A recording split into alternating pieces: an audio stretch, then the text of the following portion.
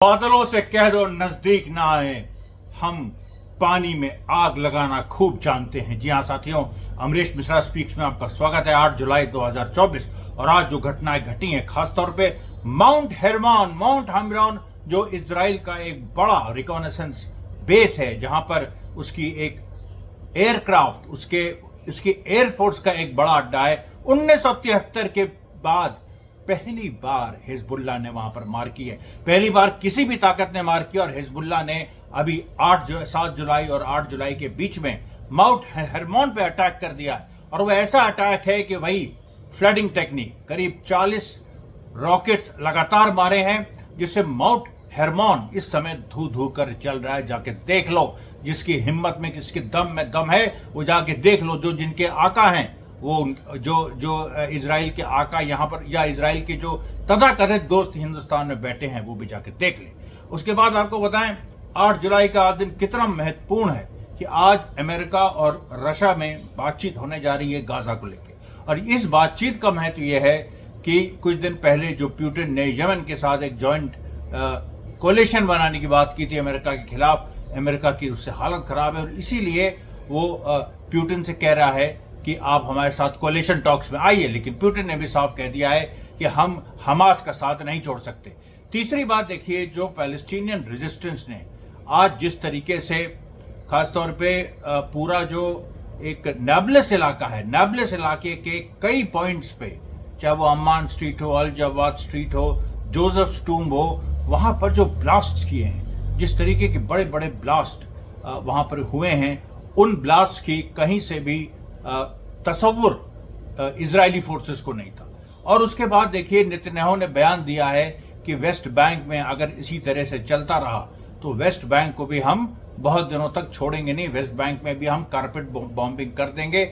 जैसे गाजा को हमने 80 साल पीछे ढकेल दिया है, वैसे ही वेस्ट बैंक को भी हम 80 साल पीछे ढकेल देंगे। लेकिन ये जो सारी गीदड़ भपकियां हैं, ये देखिए आईडीएफ भी बहुत सुन चुका है और नेतन्याहू ने भी कई बार इन सारी बातों को कहा है।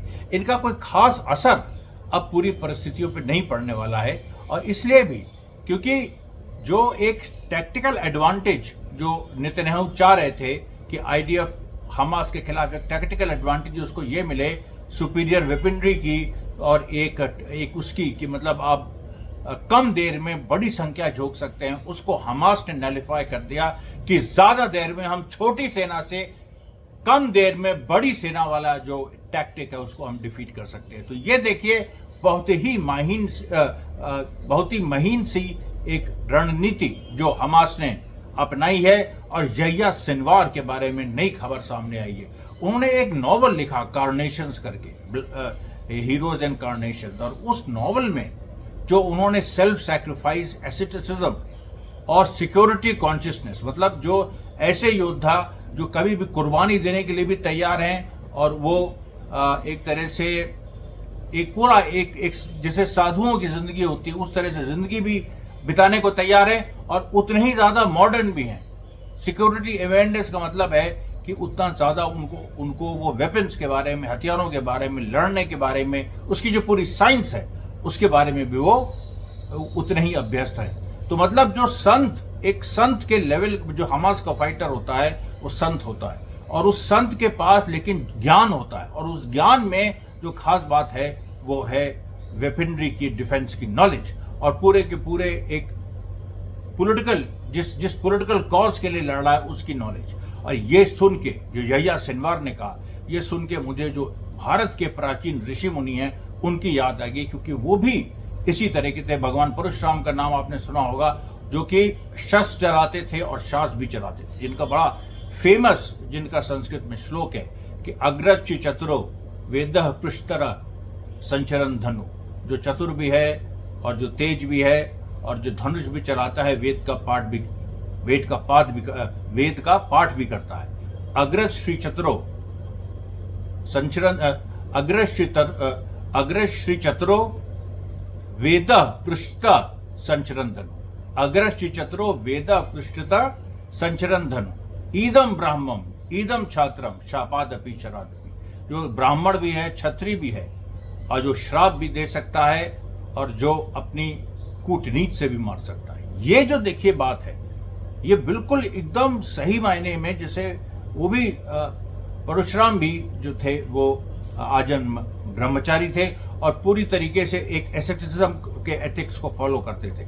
यह्या सिनवार ने जो पूरी अपनी एक पॉलिसी आउटलाइन की है, आप ही बताइए कि जब परशुराम जो हमारे विष्णु के अवतार माने जाते हैं, उनकी जो बैटल टैक्टिक्स थी, उन्होंने 21 बार यहाँ पर जालिमों का संहार किया इस पृथ्वी में। उनकी टैक्टिक्स भी यही थी कि सबसे आधुनिक से आधुनिक हथियार उनके पास था। उनके पास वो बाण था जो राम ने सीता के स्वयंवर में तोड़ा, और वो उससे बड़ा आधुनिक बाण नहीं था।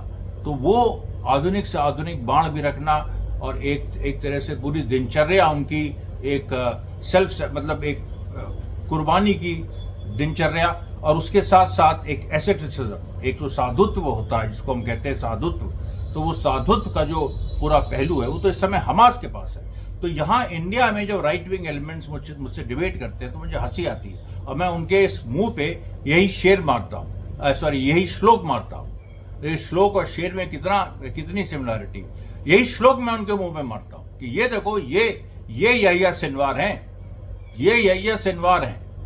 और ये जो बात है, मतलब इस श्लोक को, यह्या सिनवार को ये श्लोक डिस्क्राइब करता है। तो मैं आपसे ये कहना चाह रहा हूँ कि एक बहुत बड़ा एक स्पिरिचुअल रेवोल्यूशन हमास ला रहा है, जो पूरे एशिया में ला रहा है, और जिसमें उसने जो उसकी लड़ाई के कारनामे, आज देखिए दो घटनाएं हुई राफा में, जिसमें हाथ से फिर से बहुत दिनों बाद हाथ से बम रखे गए इजरायली टैंक्स के ऊपर, हाथ से रखे गए, और फिर से वो पूरी और इस बार तो क्या था कि बिल्कुल बेधड़क, मतलब 6 से लेके 7 जो हमास के फाइटर्स हैं, टैंक को घेर के हाथ से बम रख रहे हैं और फिर भाग रहे हैं, बिल्कुल जैसे आप दिवाली में पटाखे छुड़ाते हैं। जिन लोगों के पास इतनी हिम्मत है कि वो दिवाली में पटाखे चलाने वाली स्थिति में वो बमों से खेलते हैं। और त्रिशूल का सीन जो अमिताभ बच्चन का याद आता है, जब वो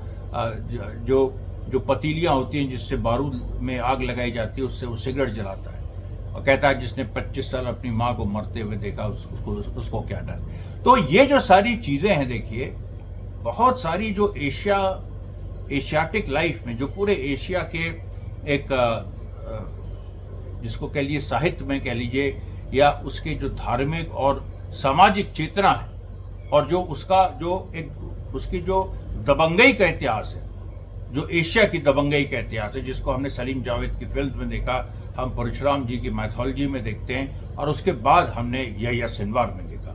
ये जो पूरा एक इंटरकनेक्शन है, ये अगर आप नहीं समझ पाएंगे तो आप फिलिस्तीनी रेजिस्टेंस की महानता नहीं समझ सकते। ये महान जैसे एक जो होता है ना, जो महान जो युद्ध हम लोग के यहाँ कहे गए हैं, जो भगवान के अवतारों ने लड़े, उस तरीके का ये युद्ध है। हिंदुस्तान में एक आदमी अपने को नॉन बायोलॉजिकल कह देता है और वो प्रधानमंत्री पद पे, बताइए ये कितने शर्म की बात है। और यहाँ पर जो असली जो लड़ाके हैं, जो बिल्कुल बायोलॉजिकल हैं, वो अपने को भगवान नहीं मानते, वो अपने को भगवान के वो मानते हैं दास। अपने को हमास के लोग अपने को भगवान के दास मानते हैं, और वो दास होके उन्होंने जो सीखा है, क्योंकि इंसान जो है वो सर झुका के भगवान के सामने, ईश्वर के सामने, अल्लाह के सामने, खुदा के सामने सर झुका के ही बड़ा होता है। केवल किसी दूसरे इंसान के सामने सर झुका के नहीं, जो बड़े हैं उनके सामने जरूर सर झुकाएंगे हम, लेकिन जो उसके भी ऊपर जिसने उन बड़ों को भी बनाया, जो सबसे बड़ी ताकत है, उसके आगे अगर हमने सर झुका दिया और उसके आगे हमने सरेंडर कर दिया, तो वो जो हमको ताकत देता है, वो जो हमको दिमाग देता है, वो जो हमको विजडम देता है, उसको कोई चीज़ नहीं मार सकती। ये हमास ने साबित कर दिया। तो ये इसलिए मैं मेंशन कर रहा हूँ क्योंकि यह्या सिनवार के कुछ खास लेटर्स सामने आए हैं, जो उन्होंने पैलेस्टीनियन रेजिस्टेंस को लिखा है, और हिजबुल्लाह को भी लिखा है, यमन को भी लिखा है। और आप जानते हैं कि यह्या सिनवार वहीं गाजा में है, और इजराइल ने इस बात का कई बार ऐलान कर चुका है कि हमारा सबसे महत्वपूर्ण गोल है यह्या सिनवार को पकड़ना। अब आप देखिए कि यमन में जो यह्या सिनवार ने चिट्ठी लिखी, देखिए चीजें कहां से कहां जुड़ी। उस चिट्ठी को यमन ने इराक भेजा। इराक ने जो सीरिया के अंदर जो प्रो असाद रिजीम के जो ग्रुप्स हैं, जो लड़ रहे हैं फ्री सीरियन आर्मी और अमेरिका के आईसिस से, उनको भेजा। और फिर वो लेटर जो है वो ईरान पहुंचा और जो नए प्रधानमंत्री पेजेश्कियान बने हैं उन तक वो लेटर पहुंचा और उन्होंने उसका जवाब इस रूप में दिया कि मेरे रोंगटे खड़े हो गए जब मैंने ये चिट्ठी यहिया सिनवार की पढ़ी। और उसके साथ साथ जो पेजेश्कियान साहब को, भाई वो तो ईरान में है, लेकिन उसके साथ साथ जब वो चिट्ठी ट्रैवल कर रही थी तो उसके पैरेलल जो गाजा में हो रहा था, कम से कम 6 मरकावा टैंक्स आज यहिया सिनवार के नाम पे उड़ाए गए, कहते हुए, जो हाथ से रखे बम वो अलग है, लेकिन कहते हुए कि यहिया सिनवार को हम ये डेडिकेट कर रहे हैं एक मिसाइल से कम 6 मरकावा टैंक्स उड़ाए गए आज। उसके साथ साथ हमने आपको नाब्लिस का बताया। नाब्लिस में जोसेफ स्टूम के पास जो पहले 3 जो अल जवाद, अम्माम स्ट्रीट और जोसेफ स्ट्रीट के पास जो ब्लास्ट हुए थे, उसके बाद जोसेफ स्ट्रीट पे एक बड़ी इजरायली व्हीकल पहुंची और उस बड़ी इजरायली व्हीकल पे डबल अटैक हुआ। डबल मतलब यहाँ डबल इंजन की सरकार, यहाँ पर असली डबल बैरल बॉम्ब जो होते हैं उनसे अटैक हुआ। और डबल बैरल बॉम्ब में एक साथ 2 हथियार वो निकलते हैं गोले, और उन्होंने जाके नाब्लिस में जोसेफ सेमेट्री के पास इजराइल के जो व्हीकल्स हैं उनको बड़ा नुकसान पहुंचाया। उसके बाद आज देखिए जो अभी नए प्रधानमंत्री कीयर स्टारमर जो लेबर मिनिस्ट्री के बने हैं इंग्लैंड के, जिनका प्रो इजरायली स्टैंड है, लेकिन वो मजदूर वर्ग के साथ है क्योंकि labour party working class votes पर ही है। और पहले तो एक समय था, लेकिन लेबर पार्टी पूरी तरह से ब्रिटिश के कॉलोनियल पॉलिसीज के खिलाफ थी, इजराइल के खिलाफ थी। कीयर स्टारमर ने लेकिन इधर इलेक्शन जीतने के लिए थोड़ा मॉडरेट किया।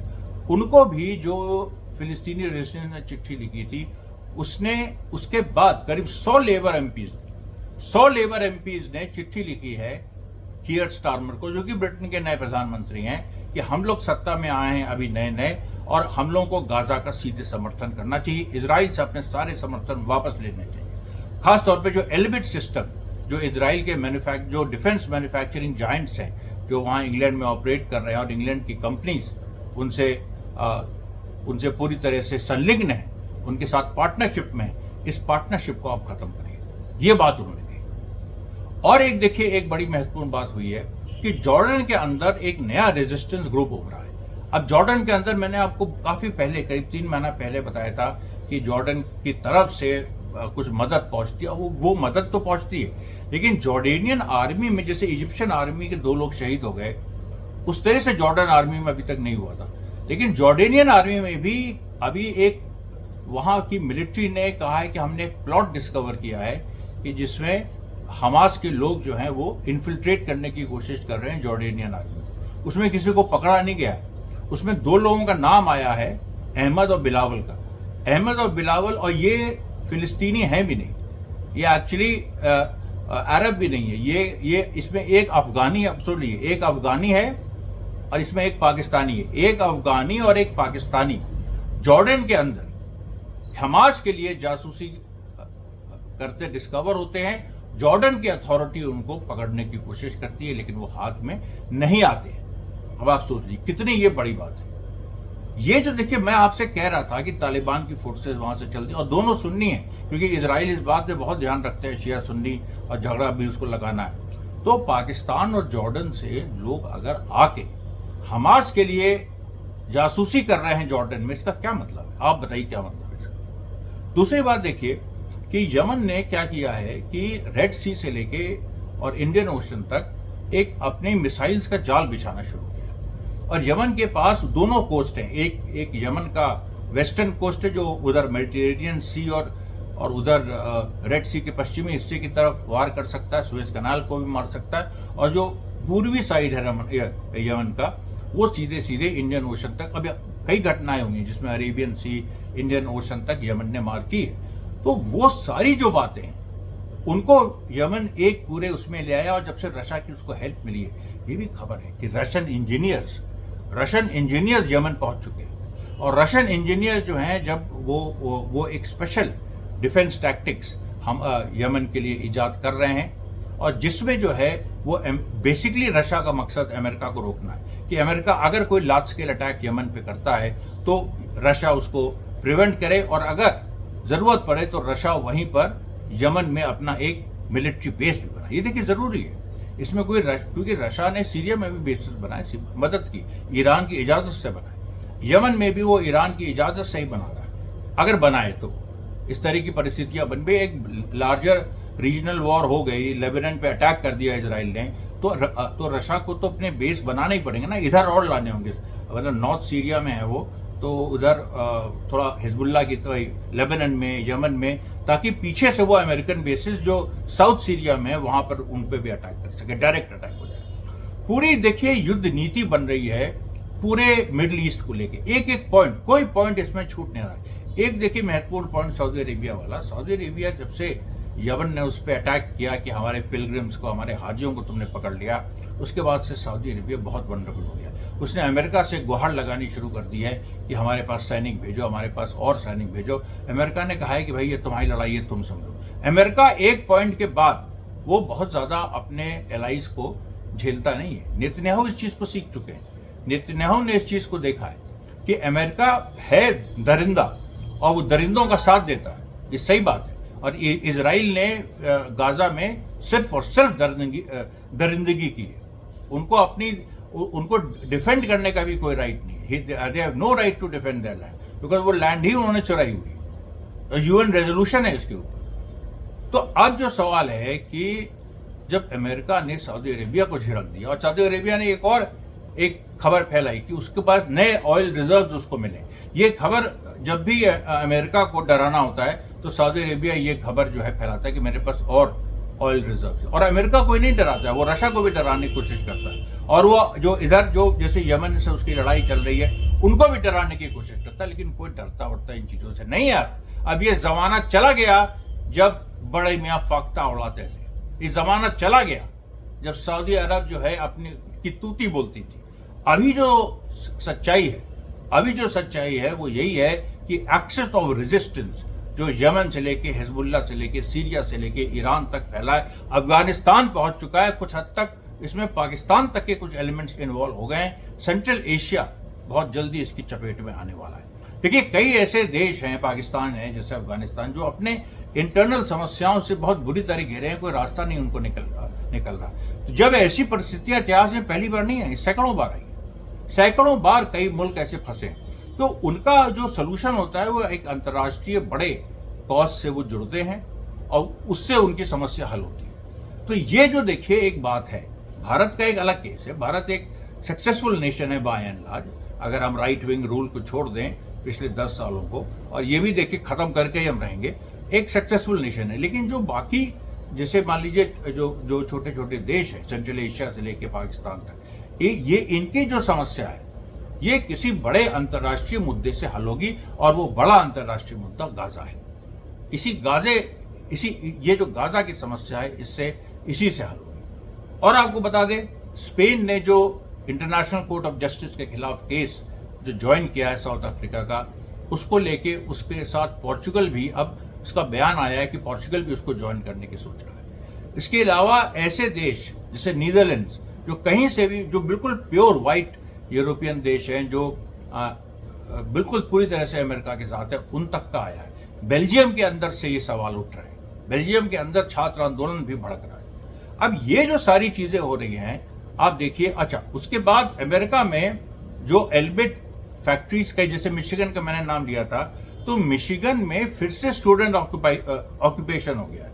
और इस बार उन्होंने सीधे जो एल्बिट की फैक्ट्री का जो अमेरिकन पार्टनर है उनकी फैक्ट्री पे कब्जा कर लिया है। और ये कब्जा जो है ये पिछले 48 घंटे से चल रहा है, और इतना गुप्त तरीके से, और मतलब इतनी गुप्त तरह से किया कि अब ये 48 घंटे बाद ये खबर सामने आई है। जबकि इस दुनिया में कम्युनिकेशन जहां इतना पावरफुल हो गया है, इस तरह की खबरों का बाहर आना तो बहुत आसान है। अच्छा, अब क्या है कि इजराइल इधर फंस गया है गाजा में, सिविलियंस की हत्या वो करता जा रहा है। उसने नुसैरियत कैंप में एक दूसरा हत्याकांड कल किया, आज भी उसने एक सिविलियंस का हत्याकांड करने की उसने पूरी तरह से उसने करीब कल को अगर मिला लें तो पिछले हफ्ते में 43 मैसाकर्स, हर मैसाकर में 10 से 15 लोग मारे गए हैं। इस तरीके से इजराइल ने अपना किया है। लेकिन वहां पर अब जनता भी सीख गई, और बहुत जगह इजरायली जो फोर्सेज हैं, जो आईडीएफ की फोर्सेज हैं, उन्होंने अपने कमांडर से कहा है, जो जो खास तौर पे एयरफोर्स का, मैंने बताया था कि एयरफोर्स के स्क्वाड्रन लीडर्स जो हैं वो भी आईडीएफ छोड़ रहे हैं। उन्होंने भी आईडीएफ के और बाकी स्क्वाड्रन लीडर जिन्होंने अभी नहीं छोड़ा है, उन्होंने अपने कमांडर से कहा है कि देखिए अब बॉम्बिंग करना यहाँ पर मुश्किल हो रहा है, क्योंकि जो सिविलियंस हैं, क्योंकि हम सिविलियंस को ही मार रहे थे ना, हम तो कोई मिलिटेंट्स को मार नहीं रहे थे, तो जो सिविलियंस हैं वो भी अपनी रक्षा करना कहीं ना कहीं सीख गए हैं। वो उनके पास बॉम्ब शेल्टर्स नहीं है, उनके पास कुछ नहीं है, लेकिन ऐसा लगता है कि कुछ हमास ने इंतजाम किया है। कोई बॉम्ब शेल्टर्स तक हमास ने बनाए हैं या अपने सुरंगों के एक हिस्से को गाजा के सिटीजन्स को दे दिया है, क्योंकि बहुत सारे गाजा के सिटीजन जो कहा जा रहा था 7 लाख, 8 लाख, 10 लाख राफा में है, बहुत उसमें से एक बड़ा हिस्सा जो है, और जितना कत्लेआम इजराइल सोच रहा था हम राफा में करेंगे वो नहीं कर पाए, क्योंकि एक बड़ा हिस्सा सिविलियंस का वो उसको एक सुरक्षित जगह हमास ने पहुंचा दिया। तो ये देखिए जो रेजिस्टेंस है, जो लड़ता भी है और अपनी जनता का भी ख्याल रखता है पूरी तरह से, ये एक आदर्श रेजिस्टेंस। और इसी पे मैंने आपकी अब अपने बात शुरू की थी, और मैंने इसीलिए भगवान परशुराम से हमास को मतलब जोड़ा है, क्योंकि हमास की सेना परशुराम जी की सेना की तरह है। और इसलिए देखिए मैंने श्लोक भी आपको पढ़े, मैंने शेर भी पढ़े। ये श्लोक और शेर ये दोनों श से क्यों शुरू होते, कभी सोचा आपने? इस चीज पे भी कभी गौर किया करिए। इन सब चीजों पे गौर करने से ना बहुत सारी नई चीजें पता लगती हैं। और पूरी, क्योंकि इस पूरी लड़ाई में जो वर्ल्ड वॉर 3 होना तय है, और ये लड़ाई लेकिन 2 देशों के बीच नहीं होगी, ये साउथ एशिया और मिडिल ईस्ट की जनता वर्सेस अमेरिका इजराइल, ये लड़ाई है। और साउथ ईस्ट एशिया और मिडिल ईस्ट की जनता के पीछे रशिया और चाइना के सपोर्ट, और उधर जो है अमेरिका, इजराइल, नेटो है। सीधे सीधे पूर्व और पश्चिम की लड़ाई आप देख लीजिए। और इस लड़ाई में जैसे जैसे ये आगे बढ़ेगी, हम आपके बीच खबरें लाते रहेंगे, खबरों की संख्या भी बढ़ती रहेगी, तल्ख खबरें होंगी, और वो नया नजरिया आपके सामने पेश करेंगे। आज का प्रसारण यहीं तक। धन्यवाद साथियों, बहुत बहुत।